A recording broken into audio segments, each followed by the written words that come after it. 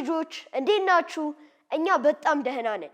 ዛሬም እንደ ሁል ጊዜው እኔና ቬሮኒካ ከናንተ ጋር ጥሩ ጊዜ ልናሳልፍ መተናል። አዎ ዛሬ ከናንተ ጋር በሚኖረን ቆይታ የተለያዩ አዝናኝና አስተማሪ ፕሮግራሞችን ይዘንላችሁ መተናል። በዛሬው ፕሮግራማችን አባ ጠጌ ከልጆች ጋር የሚያደርጉት ትምህርት፣ አሃድራማ፣ ክራፍት እንዲሁም ፍቅር የምታቀርብልን ትረካ ይኖረናል። በፕሮግራማችን በጣም ደስተኞች እንደምትሆኑ እርግጠኞች ነን። እኔና ናታን በኋላ ተመልሰን እንመጣለን።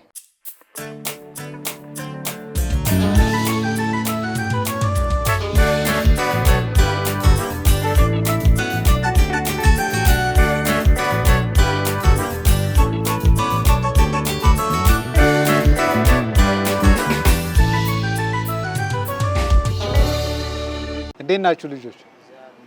ደህና ናችሁ? ሳምንቱ ጥሩ ነበር? አሁን የእረፍት ጊዜ ናችሁ አይደል? አዎ። እንግዲህ የእረፍት ጊዜ ደግሞ ጨርሳችሁ ትምህርት ስትጀምሩ ጸሎት አድርጋችሁ ጌታ ሆይ አሁን የእረፍት ጊዜ ጨርሻለሁ፣ አሁን ደግሞ የምጀምረው ትምህርት ጌታ ሆይ ባርክልኝ ብላችሁ ጀምሩ። እሺ? አዎ። ስለዚህ ባለፈ ሳምንት ስለ ሎርድ ማርያም አይተን ነበር። ሎርድ ማርያም ወይም እመቤታችን ቅድስት ድንግል ማርያም በበርናርዲት አማካኝነት አንድ ትልቅ መልእክት አስተላልፋለች አይደል? እሱ መልእክት ምንድን ነበረ? ጸልዩ ጸልዩ። ስለማን ነው የምንጸልየው? ስለ ኃጢአተኞች፣ በኃጢአት መንገድ ላሉ፣ በኃጢአት ላይ ላሉ ሰዎች ሳትታክቱ ጸልዩላቸው። እግዚአብሔር ደግሞ ምን ያደርጋል? ምህረቱን ያደርጋል። ስለ ኃጢአተኞች ብቻ ሳይሆን ስለኛም፣ ስለ ራሳችንም፣ ስለ ቤተሰቦቻችንም፣ ስለ ትምህርታችንም ሁሉ እንድንጸልይ ነው ትልቁ ነገር። የጸሎት ህይወት እንዲኖር ነው ትልቁ ነገር። ዛሬ ደግሞ ስለ ካቶሊክ ቤተክርስቲያን እንማራለን። ካቶሊክ ቤተክርስቲያን ርዕሱ በጣም ሰፊ ነው፣ ብዙ ነገር መነሳት የሚችለው ግን ዛሬ ከቃሉ ተነስተን ምንድነው ምን ነገሮች አሉ የሚሉ ነገሮችን እናያለን ማለት ነው። ግን ከዚህ በፊት ከትምህርታችን በፊት ግን ምን እናደርጋለን? ጸሎት እናደርጋለን። እሺ እንጸልይ። በስመ አብ ወወልድ ወመንፈስ ቅዱስ አሐዱ አምላክ አሜን። በሰማይ የምትኖር አባታችን ሆይ ስምህ ይመስገን፣ መንግስትህ ይምጣ፣ ፍቃድህ በሰማይ እንደሆነ እንዲሁም በምድር ይሁን። የዕለት እንጀራችንን ዛሬ ስጠን፣ እኛን የበደሉንን ይቅር እንደምንል በደላችንን ይቅር በልልን፣ ከክፉ ሁሉ ሰውረን እንጂ ወደ ፈተና አታግባን። መንግስት፣ ኃይል፣ ክብር፣ ምስጋና ለዘላለሙ ያንተ ነውና ለአብ ለወልድ ለመንፈስ ቅዱስ ምስጋና ይሁን። በስመ አብ ወወልድ ወመንፈስ ቅዱስ። ካቶሊክ ቤተክርስቲያን የሁለት ቃል ጥምር ነው አይደል? ካቶሊክ የሚል አለ፣ ቤተክርስቲያን የሚል አለ። አሁን እያንዳንዱ ቃል ምን ትርጉም እንዳለው ትምህርተ ክርስቶስ ተምራችኋል አይደል? እሱን ነው የምናስታውሰው። አሁን ካቶሊክ ምን ማለት ነው? ዓለም አቀፋዊ ወይም የሁሉም ማለት ነው። በግዕዝ ምን ይባላል? ኩላዊት ትባላለች። ሁሉን የምታቅፍ። ይሄ ቃል ካቶሊክ ያው ከግሪክ የመጣ ቃል እና ያ ራሱ ቃሉን እንጠቀማለን እንጂ አሁን ምናልባት በአማርኛ ብንጠራው ኖሮ ቃሉ ተርጉመን ብንጠራው ኖሮ ምን ብለን እንለው ነበር ማለት ነው? የሁሉም እንደማለት ነው። ኩላዊት ብለን መጥራት ማለት ነው። ምን ማለት ነው? የሁሉ ማለት ሰው በዘር፣ በመልክ፣ በተፈጥሮ፣ በውፍረት፣ በቅጥነት፣ በመልክ በምንም አይነት እንትን ሳትል ሁሉንም የምታቅፍ ማለት ነው። ገብቷችኋል? በሀገር ሳይሆን፣ በዜግነት ሳይሆን፣ በቆዳ ቀለም ሳይሆን፣ በምንም አይነት ልዩነት ሳይፈጠር ሁሉም የእግዚአብሔር ፍጥረት ነው። ሁሉም ሰው በእግዚአብሔር መልክና አምሳል የተፈጠረ ነው። ስለዚህ በእግዚአብሔር ቤት ምንም ልዩነት የለንም፣ ሁላችንም አንድ ነን። ስለዚህ ከዚህ ሐሳብ የተነሳ ካቶሊክ ማለት የሁሉም ማለት ነው። ገብታችኋል? የሀብታሙ አይደለም፣ የድሃውን ብቻ አይደለም፣ ወይም መካከለኛ ኑሮ ላለው ብቻ አይደለም። የማን ነው? ካቶሊክ ማለት የሁሉም ማለት ነው። ቤተክርስቲያንስ ማለት ቤተ ክርስቲያን ካቶሊክ ቤተክርስቲያን። ቤተክርስቲያን ከሆነ የክርስቲያን ቤት እንደማለት ነው። በአማርኛ ሲመጣ እኮ እንደዛ ነው ማለት ነው። የክርስቲያን ቤት እዚህ ውስጥ ክርስቲያን የሚባል አለ? የአንተ ቤት ማለት አይደለም፣ ግን የክርስቲያን ቤት። ክርስቲያን ማለት ደግሞ ምን ማለት ነው? ቤተክርስቲያን ማለት ወይም ባጭሩ ያመኑ በሉታ ያመኑ የተጠመቁ ለጌታችንና ለምስለኔው የሚታዘዙ የሰው ወይም የክርስቲያን ማህበር ማለት ነው። ገብቷችኋል? ስለዚህ እነዚህ ቤተክርስቲያን የምንላቸው ሰዎች ማህበር ናቸው። ይህ ማህበር ደግሞ መሰረቱ ማን ነው? ክርስቶስ ነው። በክርስቶስ አንድ አይነት እምነት ያላቸው፣ በክርስቶስ አንድ አይነት የሆነ አስተሳሰብ ያላቸው ሰዎች የሚሰበሰቡበት ማለት ነው። የሚሰበሰቡት ሌላ ወሬ ለማውራት አይደለም፣ ስለ እምነታቸው ለመግለጽና እምነታቸው ለመኖር ነው። አብሮ እምነታቸው ለመመስከር ማለት ነው። ስለዚህ ካቶሊክ ቤተክርስቲያን ማለት ገብቷችኋል ማለት ነው አይደል? የሁሉ አንድ አይነት አስተሳሰብ ያላቸው ሰዎች፣ አንድ እምነት፣ አንድ ሀሳብ፣ አንድ ዓላማ ያላቸው ሰዎች የሚሰበሰቡበት ማለት ነው። ግልጽ ነው አይደል? ስለዚህ አሁን እናንተ ካቶሊክ ናችሁ፣ እኛ ሁላችንም ካቶሊክ ነን። ለምሳሌ ነገ የሆነ አንድ ፈረንጅ ሀገር ብትሄዱ ካቶሊክ ቤተክርስቲያን ብትገቡ አንድ አይነት እምነት ነው ያለ፣ አንድ አይነት ቅዳሴ ነው ያለ። በቅዳሴ ውስጥ ያሉ ሀሳቦች፣ በቅዳሴ ውስጥ ያሉ የሚደረጉ ነገሮች ሁሉ አንድ አይነት ነው። እዚህ ተጠምቃችሁ አሜሪካ ስለሄዳችሁ ድጋሚ አትጠመቁ። ገብቷችኋል? ሚስጥራትም ቢሆን የእምነት አንቀጽ ቢሆን ወይም የምናምናቸው በእምነት የምንገልጻቸው ሀሳቦችም ቢሆን የምናደርጋቸው ነገሮች ሁሉ አንድ አይነት ነው። የትም ሀገር ሄዱ፣ ጣሊያን ብትሄዱ፣ ሮም ወይም ኤዥያ አህጉር ብትሄዱ፣ ሌላ አፍሪካ አህጉር ብትሄዱ፣ ሌላ አንታርክቲካን ብትሄዱ፣ ገብቷችኋል? የትም ሀገር ብትሄዱ ካቶሊክ ባለበት ሁሉ አንድ አይነት እምነት፣ አንድ አይነት አስተሳሰብ፣ አንድ የሆነ ነገር ነው ያለው ማለት ነው። ስለዚህ ካቶሊክ የምንልበት ምክንያት ለዛ ነው። ቤተክርስቲያን ደግሞ አንድ አይነት ዓላማ ያላቸው ሰዎች ማህበር ማለት ነው። ስለዚህ ይህ ካቶሊክ ቤተክርስቲያን የመሰረተው ማን ነው? የመሰረተው ማን ነው? ክርስቶስ ራሱ ነው። ክርስቶስ ራሱ በደሙ ያጠባት የወደዳት ቤተክርስቲያን ነች። ስለዚህ ይህ ቤተክርስቲያን ደግሞ ለምን ዓላማ የቆመች ነች? ዓላማዋ ሌላ ምንም ዓላማ የለውም። ሰዎች መሰብሰብ ሳይሆን ሰው ሁሉ ወደ እግዚአብሔር መንግስት እንዲመጣ። ቤተክርስቲያን በምድር ያለች ነች አይደል? በምድር ያለን እኛ ሁላችንም በምድር የምንመላለስ ነን። ግን በምድር ተመላልሰን የምንቀር ሳይሆን ጉዟችን ወዴት ነው? ወደ ሰማይ ነው። ስለዚህ እቺ በምድር ያለችው ቤተክርስቲያን ዓላማዋ፣ ተልኳ ወዴት ነው? ወደ ክርስቶስ፣ ወደ እግዚአብሔር መንገድ የምታሳይ ነች ማለት ነው። መንገዷ የምታሳየው በስብከተ ወንጌል በሚስጥራት ነው። ስለዚህ እዚች ቤተክርስቲያን ዋና ዓላማዋ ይሄ ነው። ጉዞዋ፣ ዓላማዋ ሁሉ ወደ ክርስቶስ። ለምን? ክርስቶስ ራሱ የመሰረታት ስለሆነ ወደ መስራቹ ነው የምትወስደን ማለት ነው። ወደ መሰረተው ክርስቶስ ነው የምትመራን ማለት ነው። ሌላ ስለ ካቶሊክ በጣም ብዙ ነገሮች ማንሳት እንችላለን። በካቶሊክ ቤተክርስቲያን በሐዋርያት ጸሎት ሃይማኖት እንደምንደግሙት ምን ብለን ነው የምንጀምረው? ሁሉም በሚችል ሰማይና ምድርን በፈጠረ በእግዚአብሔር አብ አምናለሁ፣ የአብ አንድ ልጅ በሆነው በጌታችን በኢየሱስ ክርስቶስ አምናለሁ፣ እሱም በመንፈስ ቅዱስ። ስለዚህ አሁን ምን ልላችሁ ፈልጌ ነው? በሚስጥረ ሥላሴ እናምናለን። በሚስጥረ ሥጋዌ፣ ሚስጥረ ሥጋዌ ማለት ነው ጌታችን ኢየሱስ ክርስቶስ ሰው ሆነ፣ ወልደ እግዚአብሔር ሰው ሆነ። ለምን ሰው ሆነ? እኛን ሊያድን። ከማን ሰው ሆነ? ከቅድስት ድንግል ማርያም። ይሄን ብለን እናምናለን። ሚስጥረ ሥላሴ፣ ሚስጥረ ሥላሴ ምንድን ነው? በአንድ አካል ሶስት አምላክ ነው አይደለም? በአንድ አምላክ። አዎ፣ እነሱ ማን ማን ናቸው? አብ፣ ወልድ፣ መንፈስ ቅዱስ ብለን እናምናለን። በቃ ስለ እምነታችሁ መረዳት ከፈለጋችሁ ምን የሐዋርያት ጸሎት ሃይማኖትን በደንብ ከመጀመሪያ ጀምሮ በደንብ እያስተዋላችሁ ጸልዩ። ስለዚህ በምን እንደምናምን ሀሳባችን ምን እንደሆነ ቅድስት ቤተክርስቲያን ደግሞ ሀሳብ ዓላማው ምን እንደሆነ እዛ ውስጥ ታገኛላችሁ። ካቶሊክ አንዲት ቅድስት ሐዋርያዊት እና አራቱ ቤተክርስቲያን የምትታወቅባቸው ምልክቶች እስኪ ማን ነው? አንዲት፣ ቅድስት፣ ሐዋርያዊት፣ ካቶሊካዊት። ካቶሊካዊት ያለው መጀመሪያ የተረዳነው ነው። ሁሉም ያቅፍ ማለት ነው። የሁሉም የሆነች ማለት ነው። ለሁሉም ሰው ለደህንነት የክርስቶስን ደህንነት ለማምጣት የቆመች ማለት ነው። በምድር ላይ ያለች ማለት ነው። ወደ እግዚአብሔር ሰዎች ለማምጣት የቆመች የተመሰረተች ማለት ነው። ሐዋርያዊትስ ማለት ምን ማለት ነው? ጌታችን ኢየሱስ ክርስቶስ ቤተክርስቲያን ከመሰረተ በኋላ ለማን ነው አደራ የሰጠው? ለጴጥሮስ፣ ለቅዱስ ጴጥሮስ። ከቅዱስ ጴጥሮስ በኋላ ደግሞ ማን አሉ?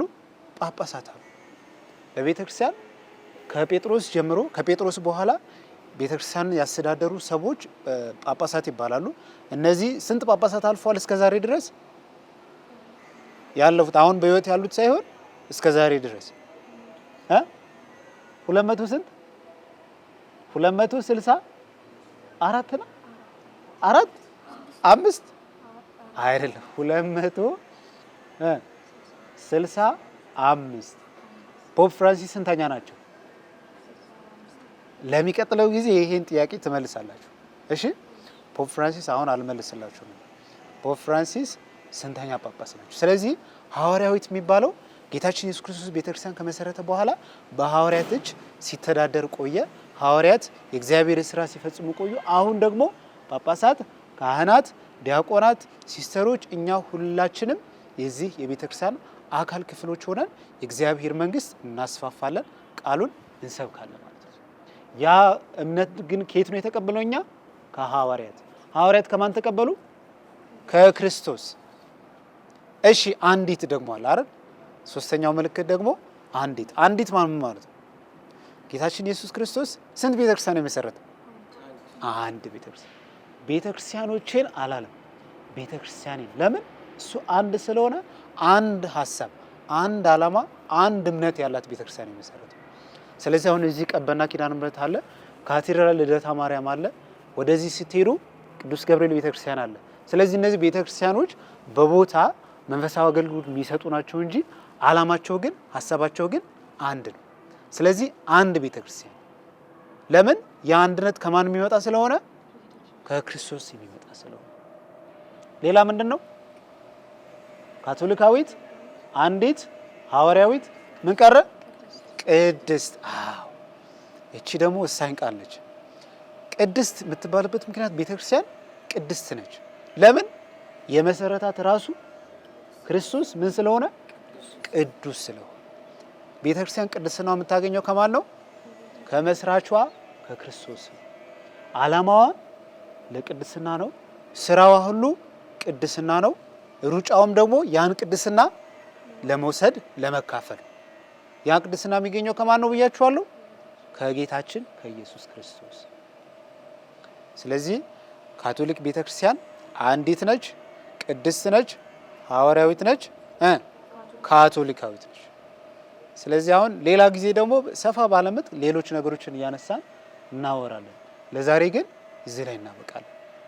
የሰማነውን እግዚአብሔር በልቦናችን ያሳድርልን። እንጸልይና እንጨርሳለን። በስመ አብ ወወልድ ወመንፈስ ቅዱስ አሐዱ አምላክ አሜን። ለአብ ለወልድ ለመንፈስ ቅዱስ ምስጋና ይሁን።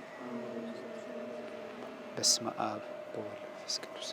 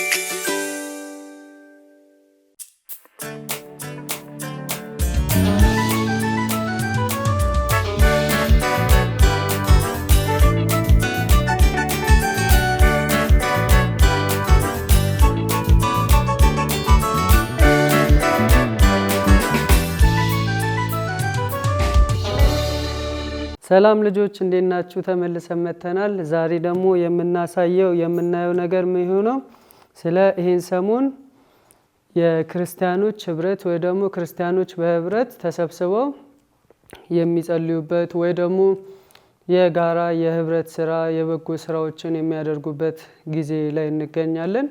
እዚህ ጊዜ ላይ ክርስቲያን ህብረት የሚባሉት ያው ካቶሊክ ሊሆን ይችላል፣ ፕሮቴስታንት፣ ኦርቶዶክስ በክርስትና ውስጥ የሚጠቃለሉ ሁሉም ክርስቲያን የሚባሉት በአንድ ላይ የሚያደርጉትን የህብረት ስብስብ የሚገልጽ ወይ ደግሞ እሱን የሚያንጸባርቅ ነገር ነው የምንሰራው።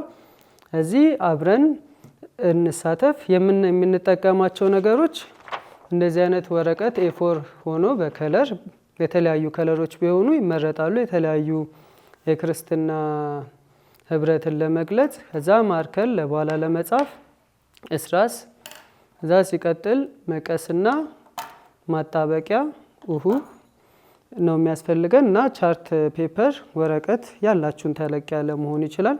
እዚህ አሁን ወደ ስራችን ስንገባ መጀመሪያ ወረቀታችን ላይ እጃችንን እንዲያድርገን ይሄኛውን ለመስራት ግድ በእንዲም መሆን አይችልም። ቀለም ከተገኘም በቀለም መስራት ይቻላል።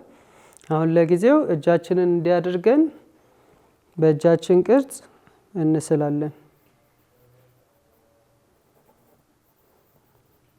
እዚህ ይሄኛው የክርስቲያን ህብረት በቃ ክርስቲያኖች አንድ ላይ ሆነው በህብረት አንድ የሚያደርጋቸውን ነገር እየተወያዩ የጋራን ያላቸውን ነገሮች የሚነጋገሩበት በህብረት ሆነው የበጎ ስራዎችን በጎ አድራጎቶችን የሚሰሩበት ጨዋታም ሊጫወቱ ይችላሉ።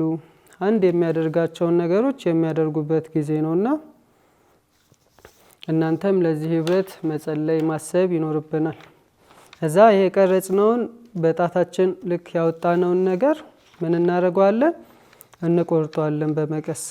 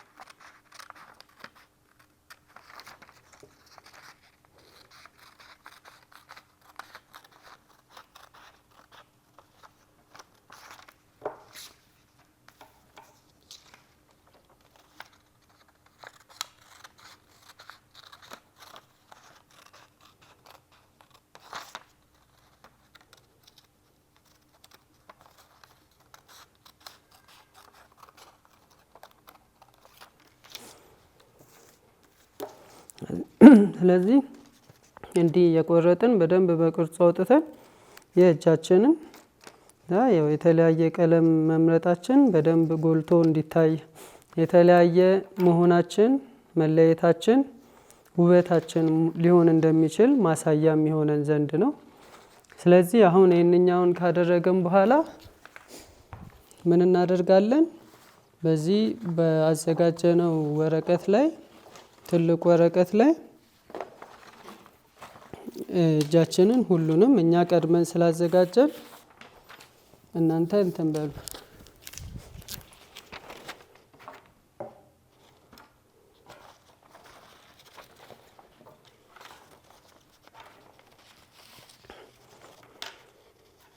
እዚህ ያው እኛ እንዲያደርገን ክብ አድርገን በክብ በኩል በቃ የሰራችሁትን ቢሆን በትልቁ ወረቀት ከሆነ ከአንድ እስከ 10 እጆች ቢሰሩ በእንደዚህ በሌላም አነስ ባሉም ከሆነ እጆቹ አነስ ብለው እስከ 6 እስከ 7 ቢሆኑ አሪፍ ይሆንልናል።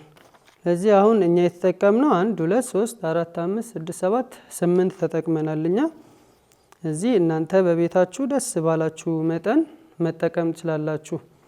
ያው እንዲያርገን በቅርጹ እንትን ካልን በኋላ ቀጣይ የሚሆነው በማጣበቅ ነው የሚሆነው። እዚህ ተራ በተራ እያነሳን እንዲህ ቅርጹን ካወጣን በኋላ እየቀባን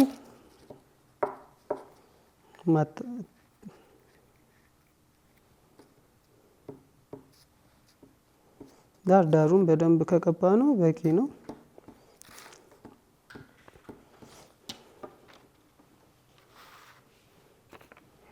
እዚህ እናንተ በአካባቢያችሁ ያሉትን ፕሮቴስታንት ከሆናችሁ ኦርቶዶክስ ከሆናችሁ ካቶሊክን የምታዩበት መንገድ መለወጥ አንድ መሆናችንን ማብሰር ሁልጊዜ በፍቅር መታየት እንዳለብን የሚያሳይ ስዕል ስለሆነ እናንተ ይህንን ስዕል ስትሰሩ ሁሉንም መውደድ እንዳንረሳ።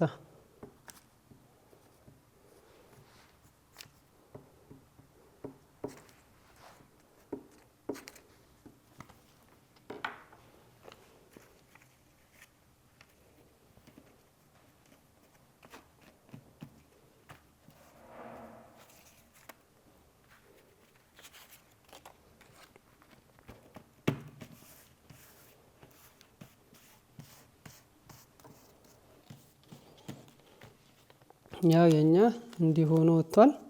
እጃችንን በደንብ አድርገን ካጣበቅን በኋላ እጆቻችንን አሁን የሚቀራት እቺኛዋ ወፍ ነች። እቺ ወፍ ምን እንደሆነች ትርጉሟ ምን እንደሆነች እኔ አልነግራችሁም፣ ቤተሰብን ጠይቁ። ከቤተሰብ ጋር ተወያዩና እቺ ወፍ ምን እንደሆነች ጠይቋቸው። እኔ ለእናንተ የቤት ስራ ዛሬ ሰጥቻችኋለሁኝ፣ እሱን ጠይቁ። እኔ ዛሬ ስዕሉን ብቻ ያው ስዕሉን እናንተ ስዕል ጎበዝ የሆነ ስዕሉን ይሳል። አይ ስዕል ጥበብ የሌለው ደግሞ ኮፒም አድርጎ መስራት ይቻላል። ወፋችንን እንዲያርገን እየበረረች ስለሆነ ትንሽ ጋደል ብናረጋት አሪፍ ይሆናል።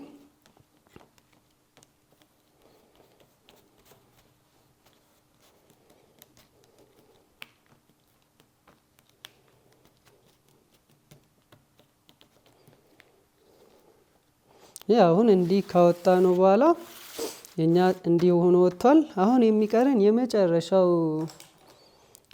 ስቴፕ ምንድነው? አንድ ጥቅስ አለ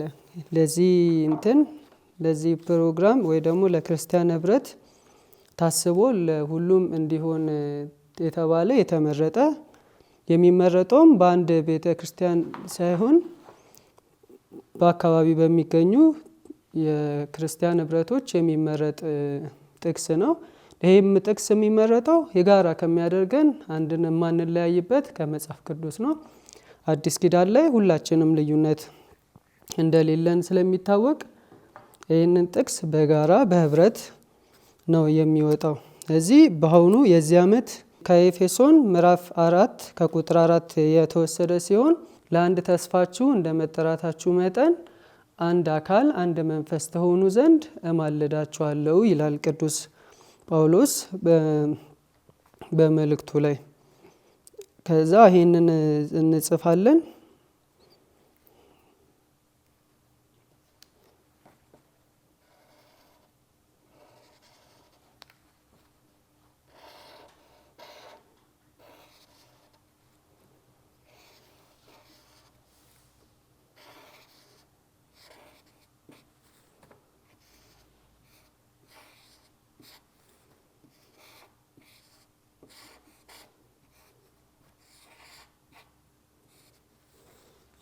የኛ ያው እንዲሆነው ወጥቷል።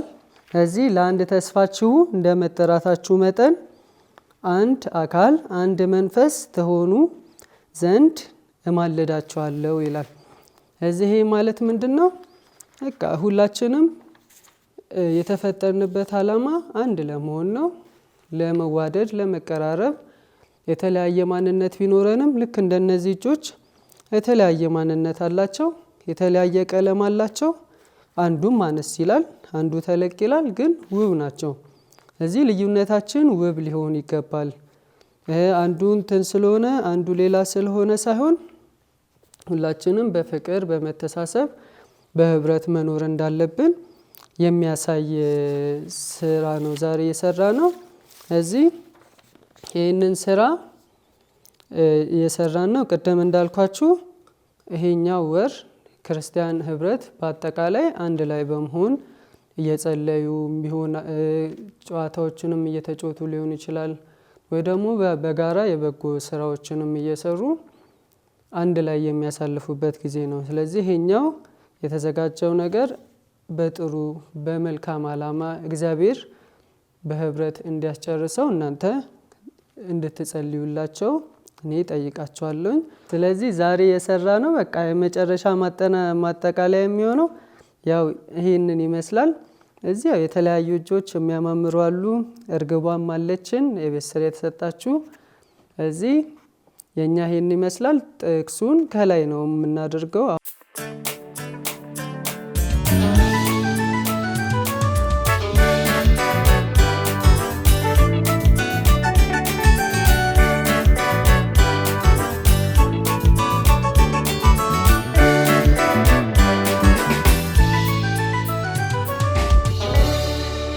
ሰላም ውድ ጓደኞቼ እንደምን አላችሁ? ዘወትር ቅዳሜ በሰላም ካቶሊክ ቴሌቪዥን በሚዘጋጀው የልጆች ፕሮግራም የተለያዩ መንፈሳዊ ታሪኮችን የምንተርክላችሁ እኔ ፍቅር አብይ ነኝ። ዛሬ የልጆች ፕሮግራም መሪ ሀሳብ ለእግዚአብሔር የተቀደሰ ሕይወት የሚል ነው። የእመቤታችን ቅድስት ድንግል ማርያም ወላጆች ኢያቄምና ሐና በልጅነቷ ለቤተ መቅደስ እንደሰጧት ትውፊት ይናገራል። የእመቤታችን ቅድስት ድንግል ማርያም ወደ ቤተ መቅደስ መሰጠት ታሪክ ባጭሩ ነግራችኋለሁ። በደንብ ተከታተሉ። እንደ ትህትናዋ መጽሐፍ ቅዱስ ስለ ማርያም ልጅነት ምንም አይነግረንም። ይሁን እንጂ ጥንታውያን ቤተ ክርስቲያኖች ወንጌል ከሚነግረን ከመልአኩ ብስራት በፊት ስለነበረው ሕይወቷ የማወቅ ጉጉት አደረባቸው። ከብሉይ እና ከአዲስ ኪዳን ምንባቦች በመነሳት ለተወሰኑ ታሪኮች ቀደም ብለው ይነገሩ ነበር። በጣም የተለመደ የጥንታውያን ክርስቲያኖች ታሪክ ስለ ማርያም በቤተ መቅደስ ውስጥ መቅረቧ ይናገራል። ኢያቄምና ሐና ሴት ልጃቸውን ለእግዚአብሔር በኢየሩሳሌም ቤተ መቅደስ አቀረቡ። የነቢዩ ሳሙኤል እናት ሌላኛዋ ሐና ልጇን ክብሩ በተገለጠበት በድንኳን ውስጥ ለእግዚአብሔር አገልግሎት እንዳቀረበችው አንደኛ ሳሙኤል ምዕራፍ 1 ከ21 እስከ 28። በተመሳሳይ መልኩ ከጥቂት ዓመታት በኋላ ማርያምና ዮሴፍ የተወለደውን ሕፃን ለጌታ ለማቅረብ ወደ ቤተ መቅደስ ያመጡት ሉቃስ 2 ምዕራፍ 2 ከ22 እስከ 38 ይናገራል። ለቤተ መቅደስ የቀረበችው ማርያም በነፍስም በስጋም ውበቷና ጸጋዋ ሁሉ ለጌታ ነበር። ልክ ኢየሱስ ለቤተ መቅደስ ከቀረበ በኋላ እንደሆነው ማርያም ከኢያቄምና ሐና ጋር በቤት ውስጥ መደበኛ ኑሮዋን ቀጠለች።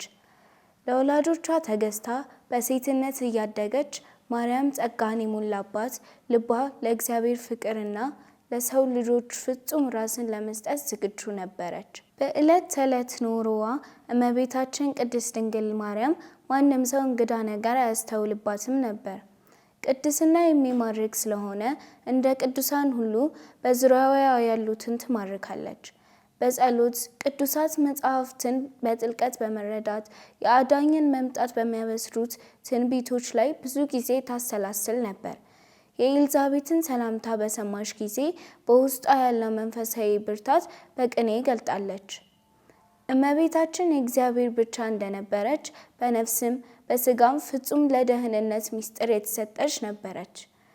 ውድ ጓደኞቼ የእመቤታችን ቅድስት ድንግል ማርያም በቤተ መቅደስ መቅረብ ታሪክ እንደወደዳችሁ ታምናለሁ። ለዛሬ ያዘጋጀሁላችሁ መንፈሳዊ ታሪክ በዚህ ጨርሻለሁ። ትረካውን ያቀረብኩላችሁ እኔ ፍቅር አብይ ነበርኩ። በሚቀጥለው ሳምንት ሌላ መንፈሳዊ ታሪክ ይዤላችሁ እመጣለሁ። መልካም ሳምንት ይሁንላችሁ።